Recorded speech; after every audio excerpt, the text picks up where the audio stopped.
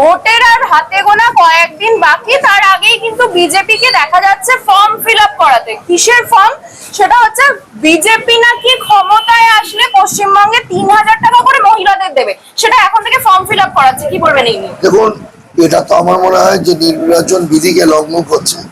কেউ কোনো প্রতিশ্রুতি দিতে পারে যে আমি এই দেবো তাই দেবো, সে আমরাও বলি আমরাও দিই, কিন্তু যদি কেউ ফর্ম ফিল আপ করে এই নির্বাচন চলাকালীন, তাহলে আমার মনে হয় সেটা নির্বাচন বিধিকে লঙ্ঘন করা হচ্ছে। সেটা আমরা ইসিআর কাছে আমরা কমপ্লেন করবো। এই ঘটনা ঘটলে আমরা ইসিআর কাছে কমপ্লেন করবো, আমরা সেখানকার প্রার্থীর নামে কমপ্লেন করবো, কারণ এটা সম্পূর্ণ নিয়ম বিরোধী কাজ। আর বিজেপি একটা মিথ্যাবাদী ভাওতাবাজ পার্টি।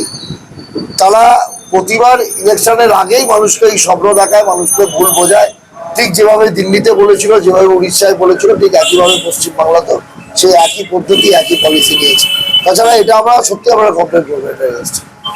আমরা কি হিন্দু নই? চাপদানি বিধানসভার তৃণমূল প্রার্থী অরিন্দম মুন্সি এটা বলতে দেখা গেল। দাদা, এটা কেন শোনা গেল? না না, ওরা যে বলে যে হিন্দু হিন্দু হিন্দু, ওরা যেভাবে প্রমাণ করতে চায় যে বিজেপি একমাত্র হিন্দু, আর কোনো রাজনৈতিক দল হিন্দু নয়, তো এখানে তো একটা প্রশ্ন থেকে থাকে। ওরা বলে না যে হিন্দু খাতরে মে হ্যাঁ, হিন্দু খাতরে মে হ্যাঁ। আমি বলবো যে বিজেপি থাকলেই হিন্দু খাতরে মে হ্যাঁ। কারণ এই বিজেপি ইসিআর সাথে হাত মিলিয়ে এই বাংলার 65 লক্ষ হিন্দু ভোটারের নাম বাদ দিয়েছে, ভারতবর্ষের নাগরিকত্ব কেড়ে নিয়েছে এই বিজেপি। আপনাকে আজকে বলতে শোনা গেল তৃণমূল যদি চোর হয় তাহলে বিজেপি ডাকাত।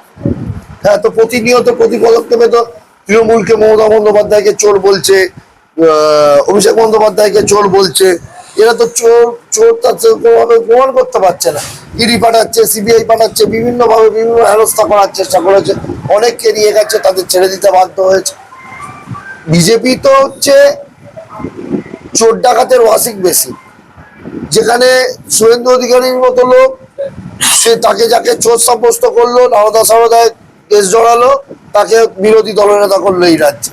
হেমন্ত বিশ্ব শর্মা, যার নামে হাজার হাজার কোটি টাকা, তাকে আসামের মুখ্যমন্ত্রী করলো। তাই এরপর বিজেপি বলে কি করে? চাপদানি স্বাস্থ্য ও শিক্ষা ব্যবস্থা নিয়ে কি বলবেন? দেখুন, স্বাস্থ্য শিক্ষা ব্যবস্থা আমরা সুপার স্পেশালিটি হসপিটাল সামনেই শ্রীরামপুর, এ পাশে চন্দননগর, ও পাশে চুঁচড়ো, যার পরিষেবা অত্যধিক ভালো পরিষেবা। সরকারি হসপিটাল 34 বছরের বামপন্থ যে জায়গায় নিয়ে চলে গেছিল, যে এত বেহাল অবস্থা, সেই জায়গায় মমতা বন্দ্যোপাধ্যায় আসায় হসপিটাল সুপার স্পেশালিটি হসপিটাল করেছে, যেখানে মানুষ পরিষেবা পাচ্ছে। শুধু মানুষ পাচ্ছে পরিষেবা বলবো না, বাংলার মানুষ ছেড়ে দিক, বাংলার বাইরের বা বহু রাজ্য থেকে, বিজেপি শাসিত রাজ্য থেকে মানুষ এই পশ্চিমবাংলায় তারা চিকিৎসা ব্যবস্থার জন্য আসে, ডাক্তার দেখাতে আসে, তারা মেডিকেল কলেজ, ফিজির মতো নার্সিং হসপিটালে আসে। শুধু তাই নয়, অন্য দেশ থেকেও আছে, বাংলাদেশ থেকেও বহু পেশেন্ট আছে। কারণ এখানকার স্বাস্থ্য ব্যবস্থা উন্নতি হয়েছে বলেই, যে ভালো স্বাস্থ্য ব্যবস্থা বলেই তবে না আসে। থেকে দুর্গাপুজো ও সাংস্কৃতিক অনুষ্ঠান এবং মাছ মাংস খাওয়ার সবকিছুরই পারমিশন নাকি দিল্লি থেকে নিতে হবে। কি Chowdhury gold and diamond, opposite Uttarpara police station. একটা অদ্ভুত রাজনৈতিক দল। কখনো তারা বলে যে মমতা বন্দ্যোপাধ্যায় নাকি দুর্গাপুজোর বিরোধিতা করে।